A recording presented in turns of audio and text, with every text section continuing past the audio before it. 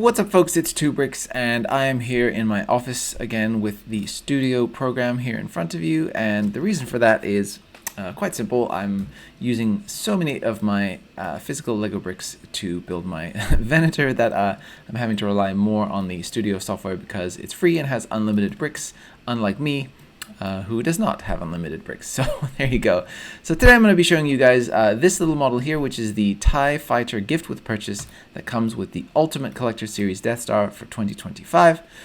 I'm not going to talk too much about why people don't like this model. I think it fairly speaks for itself. It doesn't look especially TIE Fighter-esque. The continuation of the different lines and things throughout the design isn't very satisfying. You can't see through the windshield.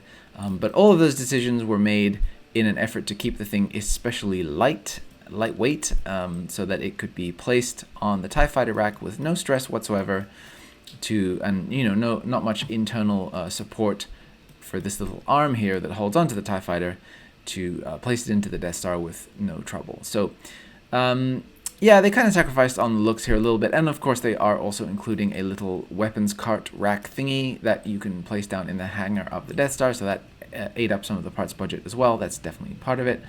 So I just figured, since I don't have to abide by LEGO's standards for strength and stability and all of those things, I'll just make a TIE Fighter that I think looks nice. And so that's what I'm here to do today. I actually have several models to show you. You probably saw in the thumbnail, because if you're going to have a TIE Fighter, you may as well have a Darth Vader's TIE Fighter, and if you're going to have a Darth Vader's TIE Fighter and a regular TIE Fighter, you may as well have an X-Wing to fight against. So that's what I'm going to be showing you today. So I'll show you the upgrade that I made to this model right here. So let's just get in and take a look at what I've done. All right, and here we have my TIE Fighter gift with purchase upgrade model. And you can see here, we've done quite a lot of stuff differently.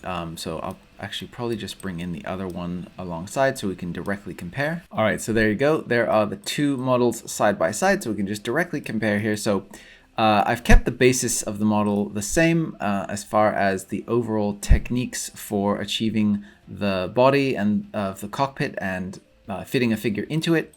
But I've significantly upgraded on the aesthetics. So you can see here, there's a much more continuous gray color scheme. So here we have the dark gray mixed in with black and light gray, and then here we're keeping it all light bluish gray, and also improving greatly on the overall recognizable shapes that TIE Fighters have. So we can see here the spokes here has this octagonal shape, which you'd like to see, and then these little wing looking fin kind of elements that stick out that merge into the wing, kind of support struts there. You just kind of want to see that stuff. It feels TIE Fighter-esque. The way that the eyeball slopes down into this arm, and then that's where the wings begin. So here we don't have any of that, and obviously, of course, lots more part usage for this one. Although when compared to the overall parts count for this original set, if you include the cart as well, this actually ended up having less pieces overall than that build. So that's kind of amazing. Although actually, I did make a couple of tweaks to the design, so I may have now gone over the piece count of the original. I do have to check that, but it fits in the same rack, you can see here. So I've also upgraded the laser cannons so they look a little bit more accurate to what TIE Fighter laser cannons should look like. I like the use of this old classic space piece right here, but I think for my design I wanted to go a little bit more extra. One of the important things to me was to try to get the spoke design and the trim, the gray trim on the outside of the wings in here, because that's something that LEGO has achieved themselves with their own TIE Fighter sets in the past, and it's something mock makers have been doing for absolutely years and years at this point.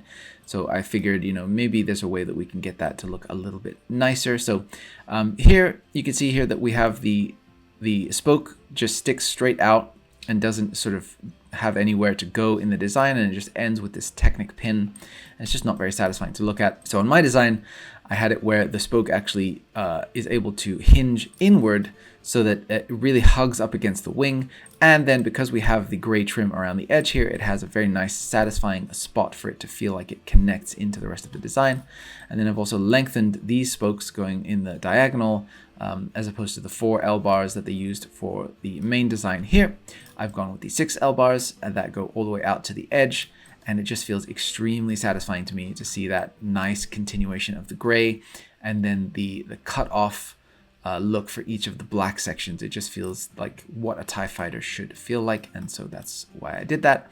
The next major improvement that I have here is that the cockpit, you can actually see inside of it. So you can see there as I tumble around, we can get a view inside the cockpit. Now you will be seeing predominantly the TIE fighter pilot's chest when he's in there, because the head is like up here. But I still thought it was nice to be able to have a little bit of that sense of you being able to see through this area right here. Whereas on this one, they're using a 6x6 dish that cuts off all viewing into the cockpit and then just putting a window on the front, a simulated window, whereas this is an actual window that your characters can look through. So I think that's really nice. And then around the back here, you can see I've made some significant changes as far as including the twin ion engines that TIE fighters are named after. And then I've also kind of made the rounded section a little bit more bulbous, like how I feel it should be, and then also recessed this black kind of diamond detail inside of this relatively new round part with the cutout section in it. So it just feels a lot more authentic to what TIE fighter visual language feels like. And I think overall, it's just really, really satisfying. The only real change I had to make to the stand thing, or the attachment arm here, is that you can see here I've lowered by 1 brick. The actual like overall volume of this is lowered down by 1 brick to accommodate for the slightly taller wings. So I've just added a little bit of Technic structure there.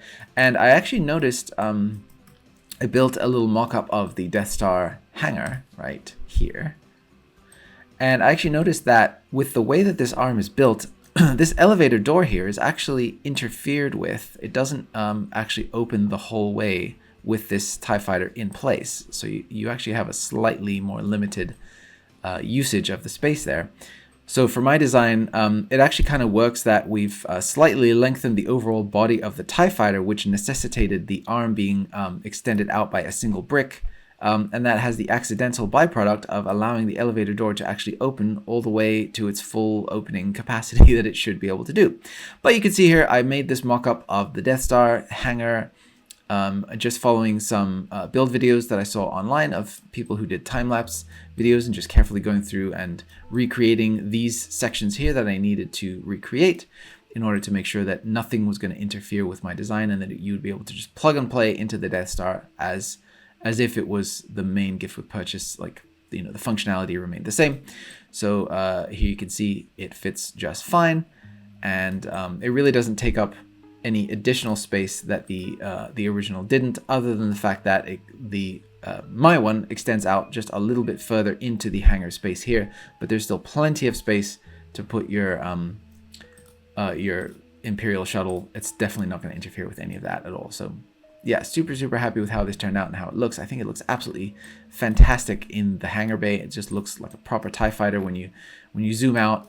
It has all of the recognizable aesthetic characteristics of a TIE fighter that you would want to see, and that just makes me really happy. And you can see here I have actually done a physical test build of this using off-color parts to make sure that everything works the way that it's intended to work, and as you can see here, it absolutely does.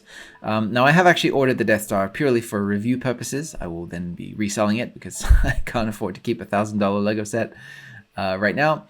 So I will probably do a quick little test where I slot my design into the Death Star before I resell it, and then I'll know absolutely 100% for sure that it fits. But as far as I can tell, there should be no issues whatsoever with this fitting, and I'm really happy with the overall look. Alright, and as mentioned, of course, if you're going to have a TIE fighter, you may as well have a Darth Vader's TIE Advanced if you want to be able to have the option to switch between those in your set.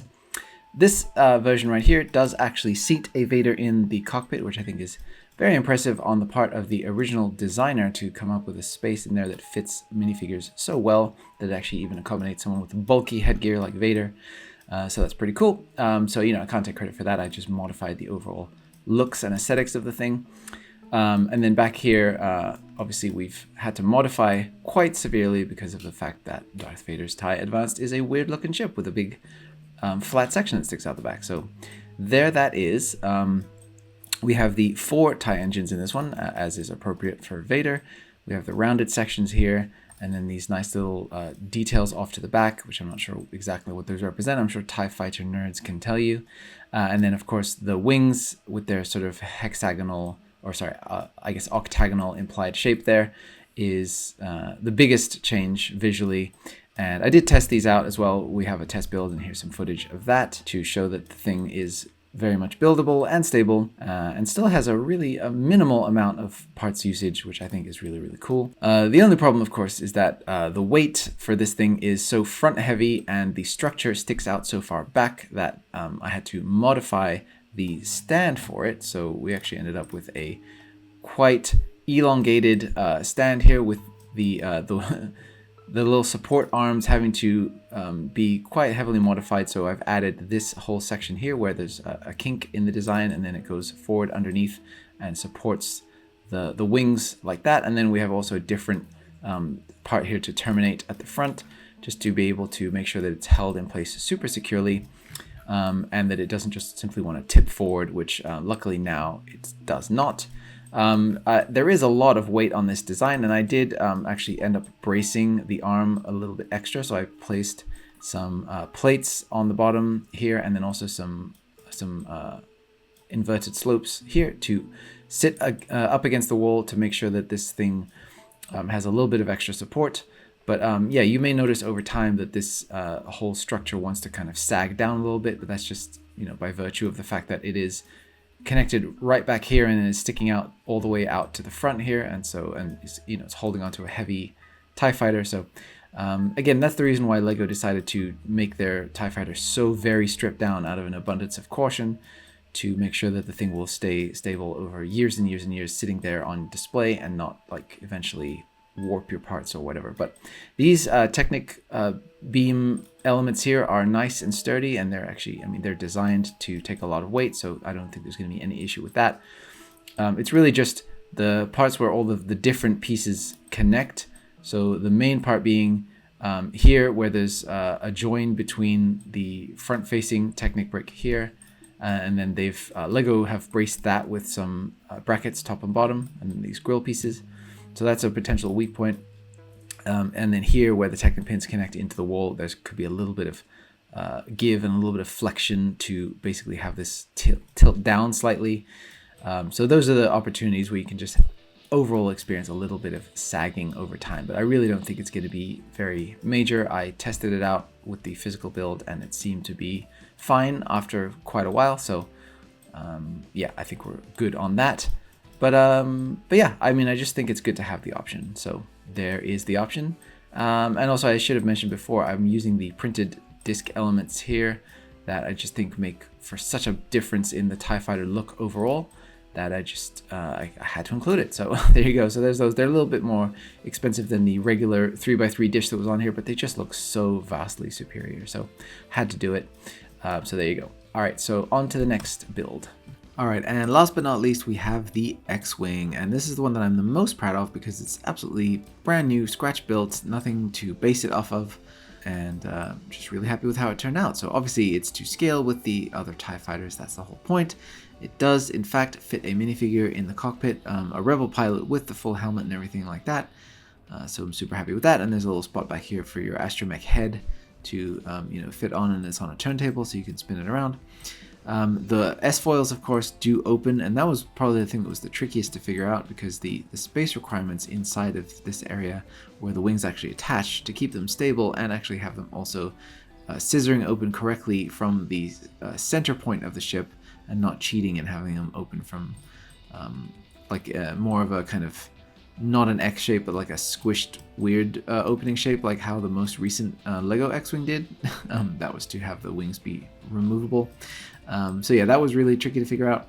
And then I think overall, I'm just so happy with the color scheme and the proportions. Even though this is a super cartoony X-Wing, it still feels legit in a way, where you can squint from a distance and it feels like what you'd expect an X-Wing to feel like. So I did realize midway through that this cockpit piece here is actually quite rare and only came in, I think, 3 different sets over the years, but it does seem to be quite widely available still on Bricklink, and it's still cheap, so I'm going to go ahead and keep that as the default option. But if for some reason in your region or something it's difficult to find one of these parts, you can actually just swap it out for the solid version of this that is black, and that'll give you a nice kind of alternative. And that's actually something that I think LEGO was going to do for their own teeny tiny scale down X-Wing that was created for the Yavin base set that we never actually got back in the day. So that had a cool iconic look with the black canopy, so you can go ahead and emulate that. But yeah, I think overall just really thrilled with how all of this came out. And I really didn't think I could scale an X-Wing down this much and still fit a pilot minifigure with a little control console down in there for him as well. And all of the little details, like even little greebly details back here in the greeble trench, and the little engine outlets back here being raised up slightly off of the main engine. There's just all these little fun details. And of course I'm using the side pieces here because they're just perfect for the wingtip cannons. Just all these fun little things that I didn't think I'd be able to capture this well at this teeny tiny scale, and so I'm super thrilled. So hopefully you guys like it as well. And don't forget, of course, you can get the instructions for these right now. Check out my Rebrickable page, and while you're there, check out some of the other models I have too. I have so many models at this point, and you can probably find something you'll love over there as well. So there you go. And then really quick, I just wanted to give you a look at how all of these models scale together. So if you did want to recreate your trench run using these tiny little scaled down starfighters here, you can actually get a pretty nice little trench run scene going without too much space taken up in your display space. So I think that's really fun and cool. And of course, it's up to you if you want to throw in some greeblies to be, simulating the trench there. If you have a bunch of gray pieces laying around, go ahead and make yourself a Death Star trench. That would be fun. But yeah, I just wanted to give you an overall sense of how these scale together. And I really couldn't be more proud of how they look. So yay. I guess thanks to LEGO for coming up with a gift with purchase that inspired so many people to take, creative liberties and create something of their own out of it. It's actually been a major source of inspiration, I think. So there you go. All right, and that brings us to our patron shout out for the video. Of course, my patrons are helping me in so many different ways to be able to do things like, buy the crazy Death Star, and even if I'm not going to keep it, still to be able to have the funds on hand to actually do those things is really important. Buying the bricks for my Venator and my other large ongoing projects, all of that stuff I super appreciate my patrons for. So today's patron shout out is going to go to Panya W. Panya, this is your third shout out, so you're going to be getting your Star Wars character fan art and lore today, and I'm going to be assigning you the character of Waynap, which is your name backwards, or at least the part of your name that I could see. And Waynap is a Bardotan who is a former pod racer, an absolute wizard of the pod racing scene, who retired and went to live a peaceful life on the Outer Rim, but found their skills were actually far too useful to put aside, and so helps the local militias to defend the planet against Imperial occupation. So Waynap is definitely living a much more high-octane life of retirement than they thought they were going to, and that actually turned out to be pretty cool. They actually enjoyed it more than they realized, so there you go. So Waynap is a really cool, fun character, and pretty soon I'm going to be moving on to make spaceships for each of the different patrons that I've made character art for so far. So that's going to be really fun. So if you want to sign up for my Patreon, help me to do all the crazy projects that I'm doing, support the channel, and also get access to live hangouts every month. I've actually just expanded the hangouts to include the $4 tier as well. The brick tier patrons are eligible for hangouts too. You get discounts on my Rebrickable store if you're a top tier patron. You get shout outs in all my videos, of course, on screen and in these little segments here at the end. There's just so many things over there, and I really hope that you find something that interests you, even if it's just the $1 tier where you get to see my videos ad-free and early. Any little bit helps, and I'm super thankful to all of my patrons for that. So thank you guys so much for watching. I'm going to get to work on the next video because I have about 1 million more on the way, and I'll see you on the next video. So may the Force be with you, and have a great day.